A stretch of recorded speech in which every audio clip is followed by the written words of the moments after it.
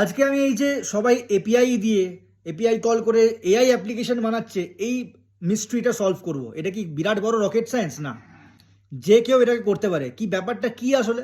না, কিছুই নয়। ওপেন এআই কোম্পানির যে মডেলসগুলো আছে, যেগুলোকে লার্জ ল্যাঙ্গুয়েজ মডেল বলছে, যেগুলো based on GPT, generative pretrain transformer, সেগুলো একটা পার্টিকুলার ইউআরএল এ হোস্টেড আছে। তোমাকে ইউআরএলটা দেবে, একটা এপিআই কি লাগবে, এবং তুমি একটা রিকোয়েস্ট পাঠাবে, ও একটা রেসপন্স ফেরত দেবে। এরকম হতে পারে তুমি একটা টেক্সটে প্রম্পট দিলে, ও তোমাকে রেসপন্স দিল। বা এরকম হতে পারে তুমি একটা ইমেজ দিলে উইথ আ প্রম্পট, ও তোমাকে রেসপন্স দিল। তো এই এপিআইগুলোকে কল করেই তোমাকে অ্যাপ্লিকেশন বানাতে হবে।